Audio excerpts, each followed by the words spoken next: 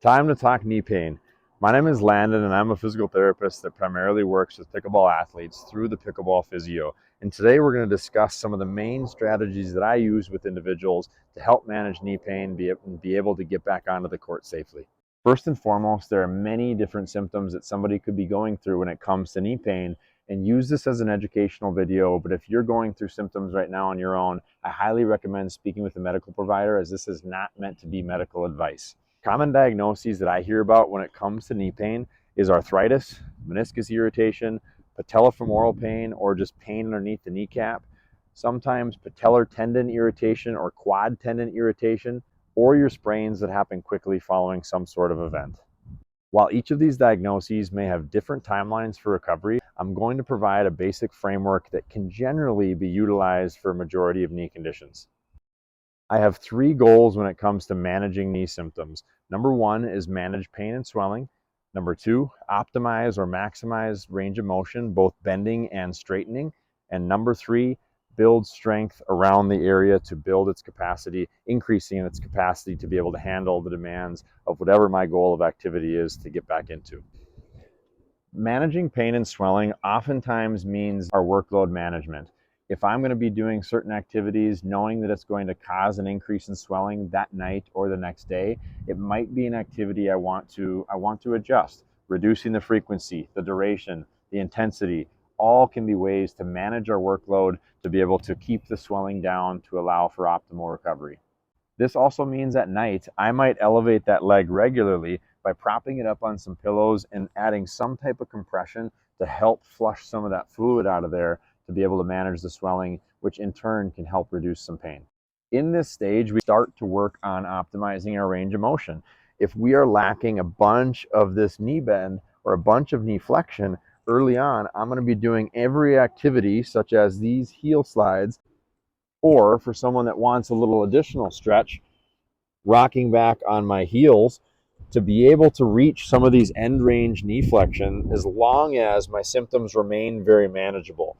In this phase, it is super important to keep an eye on that managed pain and swelling as well, knowing that if I push it and I'm really hurting and things aren't feeling so great and it swells up after, not beneficial for me. So I talk a lot about bending, but what about the straightening component? Sometimes folks just can't straighten out that knee.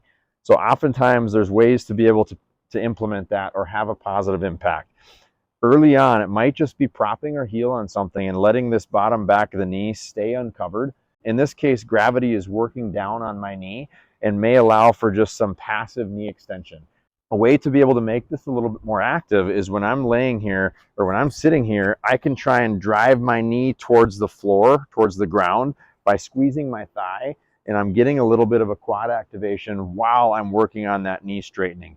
So in this position, I might just be doing this time and time again, frequently throughout the day to not only get my quad working, but also trying to make sure I can keep my knee nice and straight. Now I can do this together, where when I'm in this spot, I can use that quad activation by pushing down while my heel's elevated to get a little bit of an extra stretch through my leg. Now, to step this one up just a notch, you can include exercises that promote knee extension while using your thigh in a manner that you're getting some muscle strength or some muscle activity, as well as working on the range of motion. So I might work with a terminal knee extension with somebody where they're trying to drive that knee back nice and straight in the standing position. Or if that is too much, we can go into some type of straight leg raise where my quad is nice and tight, my knee is nice and straight, and I'm just bringing it up to about the height of my other leg. So where are we at now? We've managed pain and swelling with the elevation, compression, workload modifications. We've been working on our mobility. We've been doing knee flexion exercises. We've been trying to get that knee nice and straight.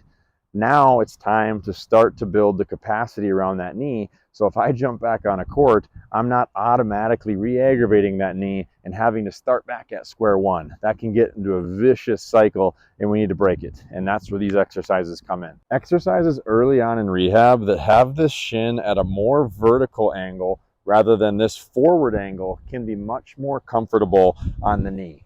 If you've been following me, you know that I like to introduce isometric variations to start to challenge the knee, get a nice thigh burn while everything is nice and stationary, while keeping symptoms very minimal and that shin angle pretty vertical.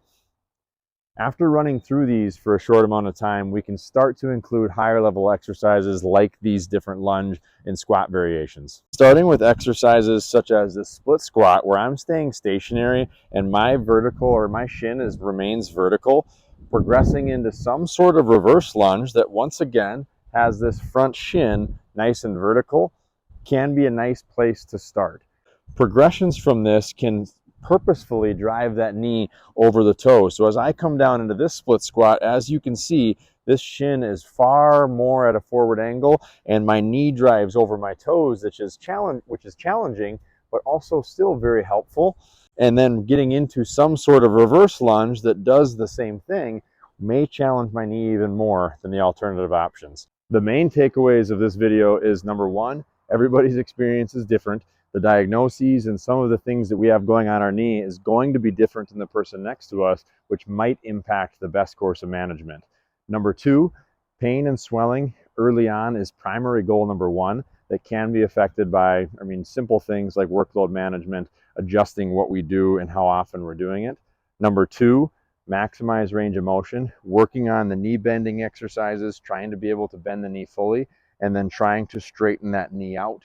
And number three, exercises that build the capacity of our knee so when it comes time to get back on this court, it's ready for it and we don't start all the way back at square one.